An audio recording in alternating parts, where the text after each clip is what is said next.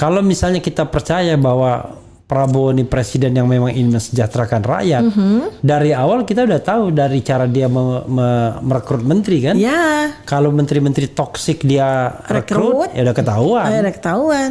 Itu nggak akan kemana-mana. Satu aja dari 40 menteri yang bakal direkrut itu adalah toxic person. Yang tadi kita udah bilang indikator-indikatornya toksik lah semuanya.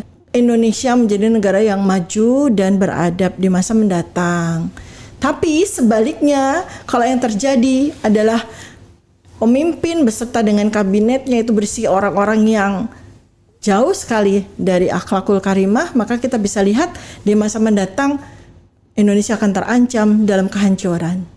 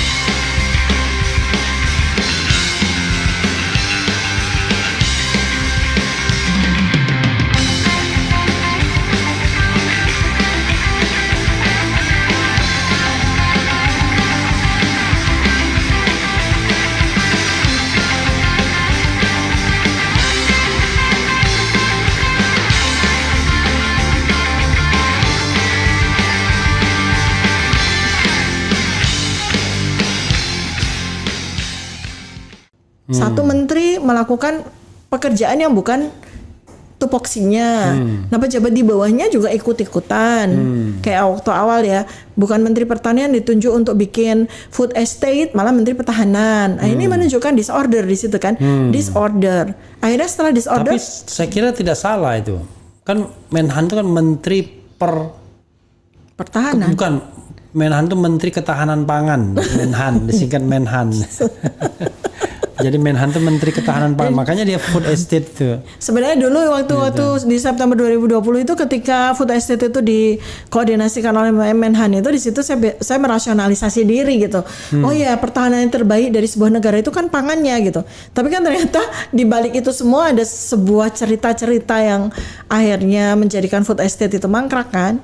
Jadi ya memang tupoksinya tidak pas gitu kan. Jadi itulah disorder. Abis itu ya damage.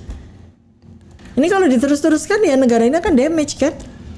Akan damage. Kalau damage, bagaimana nih rakyat kita? Bagaimana rakyat kita? Jadi kalau dari tiga hal tersebut, misalnya kita bilang IKN udah pasti nggak lanjut, ya kan? Iya, kan dia kita udah. Ini bukan karena sentimen ya? Enggak, kan jelas. Realistis kan? Iya. Kemudian makan siang gratis. tidak kafah. Kita pakai tidak kafah Tidak aja. kafah. Jadi janjinya itu tidak gimana? Iya, tidak paripurna. Tidak paripurna. Tidak ya paripurna. Kan? Gitu. Kemudian orang toksik kalau misalnya tidak bisa direkrut, maka gagal tuh bagi-bagi jabatannya ya kan? Saya takut nangis semua yang jadi partai pendukungnya kan? Saya takut mau nanya gini, Pak, toxic person itu apakah yang dimaksud adalah orang yang tidak berakhlak? Nanti saya apa lu akhlak? Akhlak tuh hanya ada di BUMN. Hanya di Erick Thohir aja. Apa tuh akhlak? Akhlak itu apa? Itu antisipatif. Apa tuh? Apa itu? Akhlak coba kita lihat cari kepanjangan akhlak. Ini ya versusnya kan toxic person. Setiap menteri kan jadi tuh. Akhlak adalah amanah, kompeten, harmonis, loyal, adaptif, kolaboratif. Luar biasa. Ya 4 itu amanah, sidik, fatonah, tablik. Iya. Means orang yang berakhlak mulia. Itu kan versus lawan dari toxic person. Jadi kalau memang presiden terpilih Prabowo Subianto ingin menjadikan kabinetnya itu adalah orang-orang yang non toksik, carilah orang-orang yang berakhlak mulia. Yang amanah, sidik, tablik, fatonah. Iya, nggak ngerti ini utopia atau cuma mimpi, tapi ya seperti itulah seharusnya. Kan sederhananya gini, kalau misalnya kita percaya bahwa Prabowo ini presiden yang memang ingin mensejahterakan rakyat.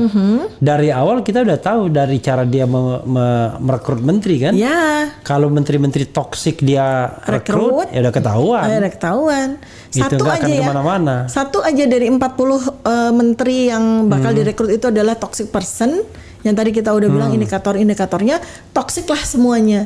Kayak kurang lebih sama dengan Pak Mahfud bilang, kalau di istana itu malaikat aja jadi iblis, itu kan karena malaikatnya udah terkontaminasi dengan toksin yang ada di sana. Bayangkan. Sehingga menjadi iblis. Walaupun malaikat lurus-lurus aja itu. Ya kan. Tapi ini malaikat-malaikatan berarti kan? Tapi kasih tahu malaikat jangan masuk istana ya. Di situ di situ banyak toksinnya nanti. Tergantung nanti istana mana katanya kan. Daripada dimakan sama koruptor lebih baik dimakan rakyat. Ya ini bukan nggak bisa begitu, justru providingnya itu koruptor. Yang makan rakyat iya ya kan, tapi yang nyampe ke rakyat berapa? Maksudnya itu adalah bahwa APBN itu harusnya dipakai untuk sebesar-besar kemakmuran rakyat. Maksudnya boleh, itu bukan untuk makan siang. Kalau untuk makan siang sih dimakan para koruptor juga. Suatu ada yang bilang 1 kuintal 100 kilogram. Dasar bukan tukang beras ya. 100 kilogram. Iya, 100 kilogram. Kalau 100, makanya dia bilang kalau 1 juta 1 kuintal 100 kilogram. Iya, 100 kilogram 1 juta itu baru mahal. Berarti satu kilonya 100.000. Iya. Mahal sekali kan? Kasihan sekali kan? Cerdas dulu baru komentar. Sekali komentar memperjuangkan makan gratis. Untuk apa mau berapa tahun makan gratis seumur hidup negara jugruk? Maksudnya apa? Nggak jelas ini. Saking itunya, saking gedeknya gitu.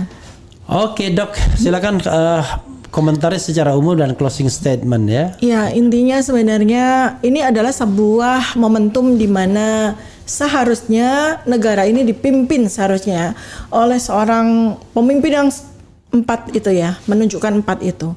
Pemimpin yang jujur, pemimpin yang bisa dipercaya, pegang amanah, pemimpin yang cerdas, dan pemimpin yang mampu untuk menyampaikan apa yang menjadi gagasannya itu dengan baik sehingga masyarakat itu akan terberdayakan, akan terinspirasi, dan insya Allah pemimpin yang berakhlakul karimah akan membawa rakyat Indonesia menjadi rakyat yang berakhlakul karimah juga. Dan itulah fondasi dasar bagaimana kita bisa membangun Indonesia menjadi negara yang maju dan beradab di masa mendatang.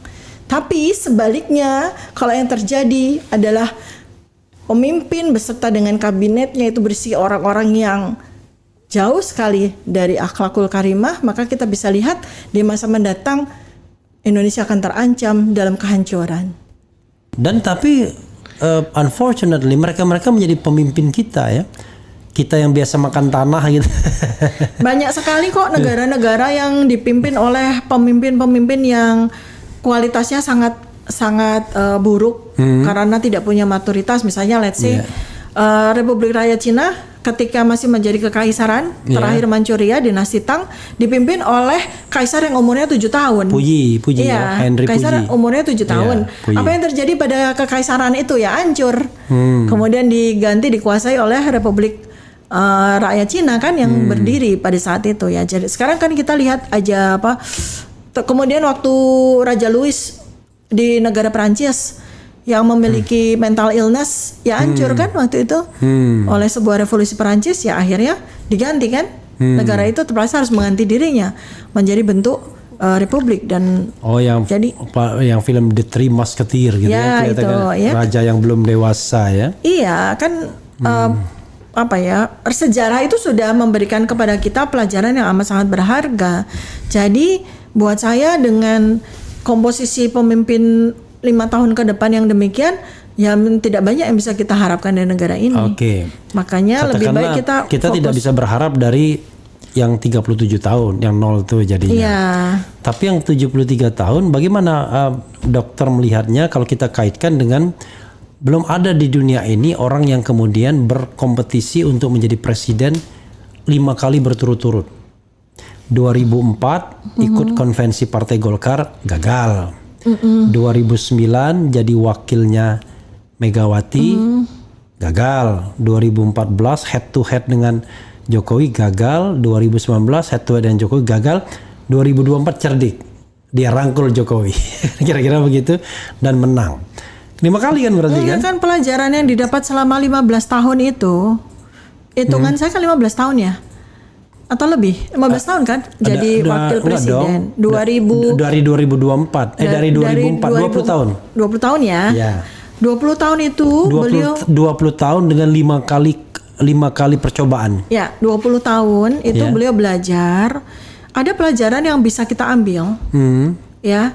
Ada pelajaran yang buat dia ambil gitu. Jadi ada 2 pelajaran. Pelajaran yang dia ambil adalah bahwa satu-satunya cara saya untuk menang adalah saya harus curang. Dan ternyata berhasil. Iya. Ya kan? Kedua, pelajaran yang bisa diambil oleh rakyat adalah ambil mana positifnya ya, bahwa ternyata kemenangan itu bisa diraih ketika kita sabar. Itu ya, itu kan sisi positif itu kan. Oke. Tetapi yang dia ambil, yang kemudian dia jadikan itu sebagai cara adalah bahwa oh ternyata di negara ini Menghalalkan segala cara jauh lebih cepat itu daripada adalah sabar. cara yang benar untuk meraih jabatan. Tapi apa artinya sih? Apa artinya sih? Gitu kan? Ya, tapi kan itu seperti lagu Roma Irama, apa artinya malam minggu bagi orang yang tidak mampu. Kalau saya sih melihat begini, dulu beliau berlaga dengan idealisme, berlaga lagi dengan idealisme, berlaga lagi dengan idealisme, akhirnya berlaga lagi dengan pragmatisme, dan akhirnya berlaga lagi dengan visi dan misi. Pokoknya saya jadi presiden. Kelihatannya begitu, sehingga ketika saya yakin ya, saya prediksi itu dalam 5 tahun ini ketika ditanya apa sebetulnya yang akan dilakukan, pokoknya saya jadi presiden titik kan gitu. Oke. Karena nyatanya yang mau melakukan penyusunan kabinet malah wapresnya kok. Kan udah ada keluar tuh, wapresnya mau menyusun kabinet. Konsultasi sama Megawati dan mau lain konsultasi sebagainya. sama Megawati itu sebetulnya saya agak khawatirkan.